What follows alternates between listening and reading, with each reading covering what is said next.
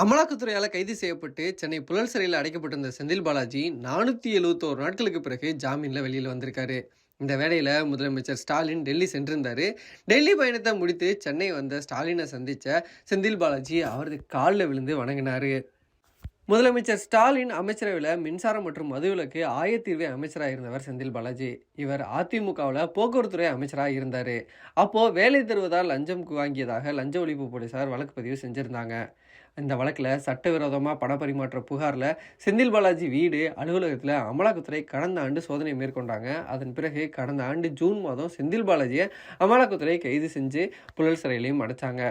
இந்த வழக்கில் தொடர்ந்து செந்தில் பாலாஜி ஜாமீன் கோரி வந்தார். ஆனால் சென்னை மாவட்ட முதன்மை நீதிமன்றம், உயர்நீதிமன்றம், உச்சநீதிமன்றம் உள்ளிட்டவை செந்தில் பாலாஜிக்கு ஜாமீன் வழங்க மறுத்து வந்தது.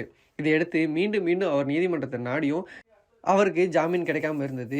இறுதியாக செப்டம்பர் 26 டெல்லி உச்சநீதிமன்றம் செந்தில் பாலாஜிக்கு நிபந்தனை ஜாமீன் வழங்கியிருந்தது.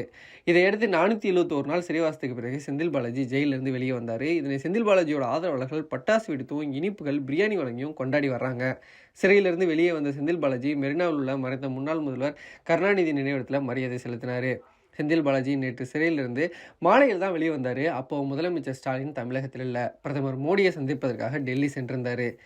டெல்லியிலிருந்து முதலமைச்சர் ஸ்டாலின் விமானத்தில் சென்னை திரும்பியிருக்காரு. சென்னை விமான நிலையத்தில் வந்திறங்கிய முதலமைச்சர் ஸ்டாலினை அமைச்சர்கள், திமுக எம்பிக்கள், எம்எல்ஏக்கள் வரவேற்றாங்க. அங்கு செந்தில் பாலாஜியும் சென்றிருந்தார். முதலமைச்சர் ஸ்டாலின் வந்தவுடன் செந்தில் பாலாஜி முதல் ஆளாக மஞ்சள் நிற சால்வை வழங்கி அவரது காலில் விழுந்து வணங்கினார். முதலமைச்சர் ஸ்டாலினுடனான சந்திப்புக்கு பிறகு செந்தில் பாலாஜி தன்னோட எக்ஸ் பக்கத்தில் உருக்கமான பதிவையும் போட்டிருந்தாரு. அதில் 471 நாட்கள் தனிமையின் இருள் நீங்கி சூரியனின் காலடியில் ஒவ்வொரு நாளும் நிமிடமும் நொடியும் உங்களையே நினைச்சிருந்தேன். தலைவரே, தாயுமானவராய் தாங்கினீங்க. என் உயிர் உங்கள் காலடியில் சமர்ப்பணம். உங்கள் நம்பிக்கைக்கும் அன்பிற்கும் வாழ்நாள் முழுக்க நன்றி கடன் பற்றிருக்கேன்னு உரிமையாக கூறியிருந்தார்.